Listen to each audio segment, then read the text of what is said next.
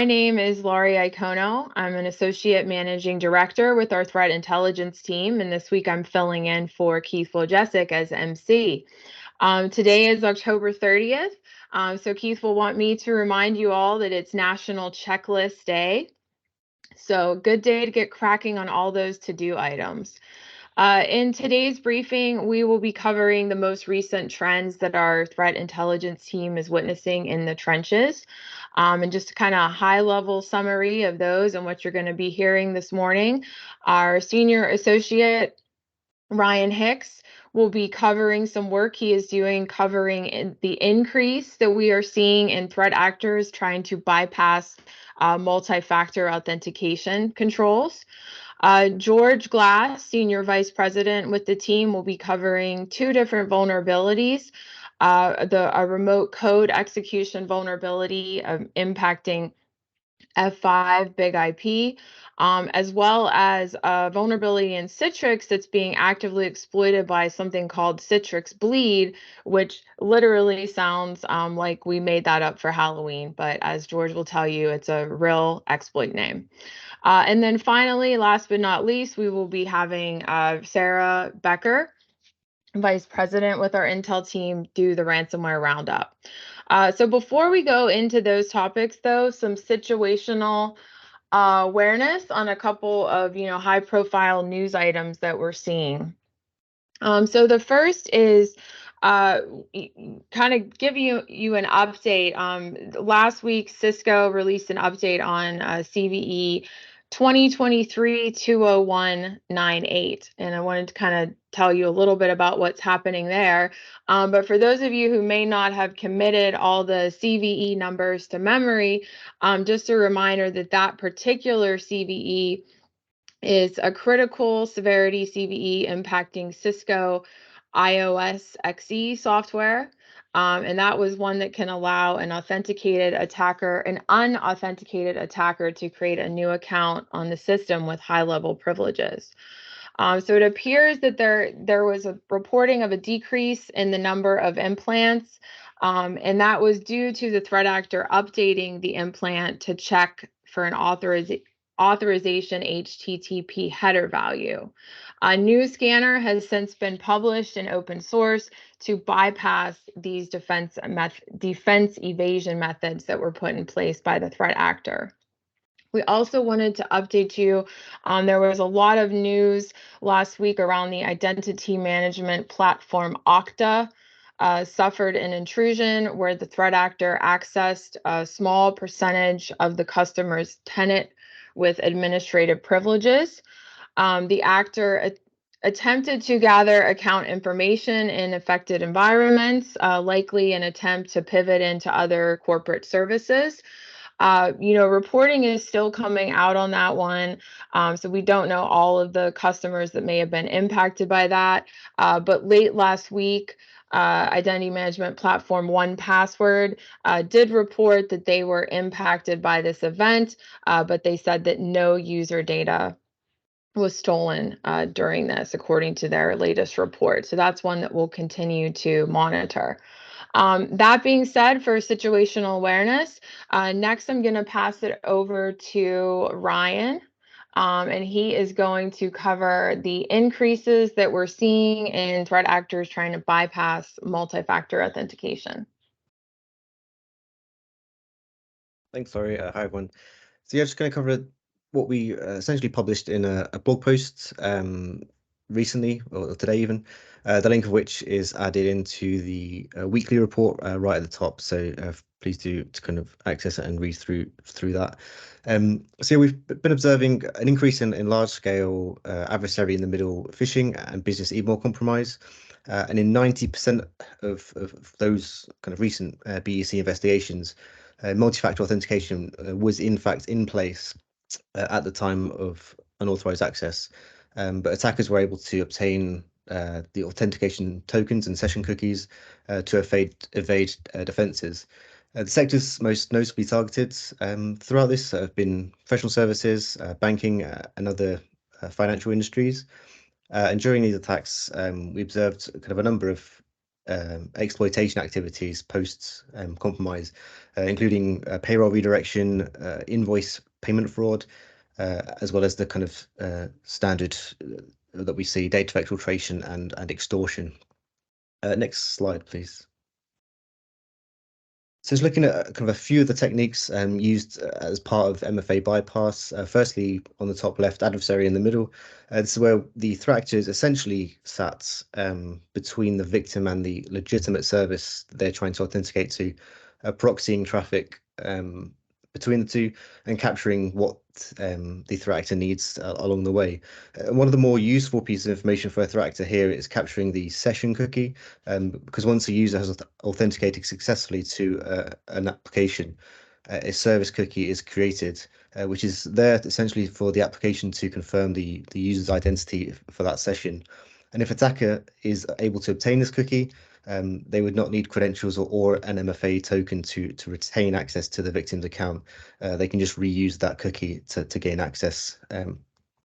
We've observed the use of various toolkits that threat actors have used to perform this type of attack, such as those seen on the right, Evil Proxy, EvilGen X2, and Well. And these tools are either publicly available or available as a subscription service. The tools themselves often create an emulated login page for common services such as sort of Microsoft 365, Google, GitHub, Citrix, and so on. So these pages are presented to the victim through phishing links, and they then open the link, enter their credentials and MFA token if that's enabled. They will likely successfully authenticate because the traffic's being proxied, and they would then be forwarded to the service. So they don't really see any kind of difference to normal authentication. However, the toolkit threat actor is using has captured the credentials and session cookie, and that cookie again, as I mentioned, can be reused to access the account. Next, just looking at MFA fatigue, which is on the bottom right, relatively straightforward comparison, whereby a threat actor with prior credentials will spam MFA push notification requests, which can be scripted. So really just constantly spamming the victim with these requests. And this really just needs the victim to approve that request once, and the threat actor will have access to their account. And the threat actor on the bottom left, KTA 243, also known as Scattered Spider, in open source, have used this technique very effectively.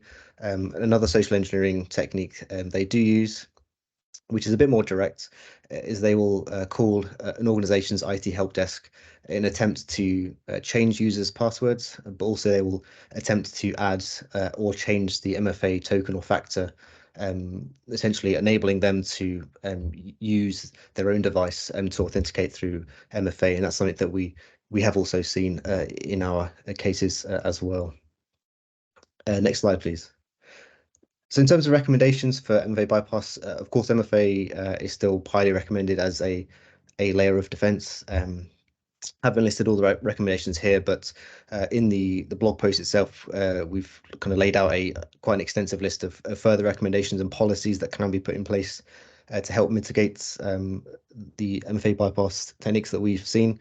And also just to note, do tune into the Q3 threat landscape briefing, where this topic is going to be kind of delved into deeper with kind of a lot of the recommendations discussed. So yeah, do tune into that. That's all for me. I'll hand back to Laurie. Thanks, Ryan. So I'm going to hand it over to George to start talking about some vulnerabilities we're seeing. Thank you very much, Laurie. Yes, with more vulnerabilities to add to the list, it feels like it's becoming tricky to manage just how many we're talking about on a weekly basis right now. Very severe vulnerabilities across very popular platforms. This is an update to a report that we released last week of a vulnerability affecting Citrix NetScaler. It now has a super awesome name, Citrix Bleed. And for those that may have forgotten what this vulnerability entails, it's a vulnerability affecting NetScaler devices with the ability for a threat actor to bypass authentication and add basically bypass authentication and capture session tokens from any user on the device. There's also potential for them to add additional session tokens, although that's not quite so simple. I think the big updates are that crawl has detected active exploitation of this vulnerability, certainly scanning activity as well relating to it. In open source, there's reports of exploitation being seen since August of this year. And Asset Note, who were the organization that discovered the vulnerability and actually dubbed it Citrix Bleed, have shared a detailed write-up that goes into really quite extreme detail, but with a name like Citrix Bleed, of course, there are going to be connotations drawn to Heartbleed style attacks, if you can remember that vulnerability from a few years ago. One of the things to point out when we're reading through some of the technical information, and something that we thought may be a mitigating factor, is many Heartbleed style attacks require sometimes thousands of requests to be made against a specific endpoint. It appears that in this case, that is not quite the case. You can access certain memory locations, and it's not randomized in any way, and so attacking the memory to find those session tokens appears to be the case of just sending a single request, according to some of the details shared by Asset Note. So really quite a simple vulnerability to exploit, and of course that means that we're recommending that patches should be applied to NetScaler ADC and gateway appliances as soon as possible. If that cannot be done in the very near term, at the very least, employ IP address restrictions to limit the attack surface for threat actors. And additionally, when this is going on, because of the mass exploitation potential of this vulnerability, we are also recommending that credentials be rotated, as they may have already been captured and then could just simply be reused again after the patch has been applied. So do remember to rotate credentials when applying this patch. Moving on to some more edge networking vulnerabilities for you all. F5 Big IP has a remote code execution vulnerability as well. This vulnerability is dubbed CVE 2023-46747. It has a CVSS score of 9.8. And we expect to see exploitation against this vulnerability very soon. Essentially, the vulnerability allows an unauthenticated attacker that can see the management port or self IP address to execute arbitrary system commands. It's essentially an authentication bypass, whereby the attacker can then leverage that to run system commands on the system that is running the F5 stack. Of course, that could then be used to change configuration, run any sort of Linux style command, or write files to the system as a form of backdoor and maintaining access. Praetorian have provided a technical write-up of the vulnerability. Not all of the details of exploitation are shared in there as of yet. However, they will be soon, and so we see that this will mean that there'll be likely exploitation in the short term. So recommendations are, of course, to update F5 Big IP appliances, and there's more details on how to do that in the report. And that's it for me this week. I'll hand it back to Laurie. Thank you. Thanks, George. So I'll hand it over to Sarah for our ransomware roundup. Thank you, Laurie.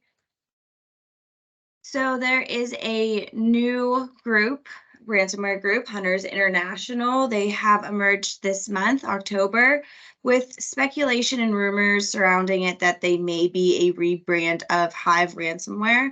Hive was seized by law enforcement earlier this year in January. So Hunters International became known because of their creation of their data leak site. The ransomware group did publish sensitive patient photos and documents from a plastic surgery clinic located in the United States. So talks of these photos being leaked with plastic surgery clinics becoming a major target in all of these sensitive information coming out. The ransomware group did post in their news section of their data leak site that they are stating that they aren't Hive. The following post reads, "We started to see that someone falsely decided that we are the Hive ransomware group based on a 60% similarity of encryption code. All of the Hive source codes were sold, including the website and old versions, and we are those who purchased them. Unfortunately for us, we found a lot of mistakes that caused unavailability for decryption in some cases. All of them were fixed now. As you may see here, encryption is not our primary goal. That's why we didn't do it by ourselves." So right now, Kroll, we are monitoring this because it isn't confirmed yet if this ransomware group is an actual rebrand of Hive or maybe a one-off operator or not. It's just word of mouth from the threat actors stating that they aren't. So we are still monitoring. We're going to keep you guys updated. That's all from me, Lori. Thanks, Sarah. So I want to thank Sarah, George, and Ryan for sharing their research this morning, and a big thank you to everybody that has taken the time to tune in and listen to our weekly threat intel briefing. We hope you found the session informative. Enjoy the rest of your day and make sure to tune in next week.